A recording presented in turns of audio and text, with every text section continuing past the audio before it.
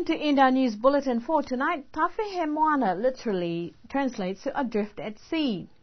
But operators of newest new sea launch is hoping to portray a much more involved need, a short interpretation of what Tafe Moana means.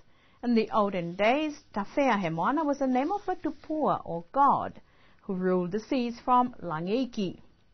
But in recent years, it was dropped from Tafe Moana to Tafe Moana, signifying a new boat, new beginning, that the boat can drift in new waters, but always returning to shore. While with its name originated from history's legends, Niue government sure hopes the vessel will withstand the might of the ocean. Hana hado tola do wala tala tutupu, ke lato ya mea whiawhinei, na nofua mai mawhala. That's our news bulletin for tonight. Good evening.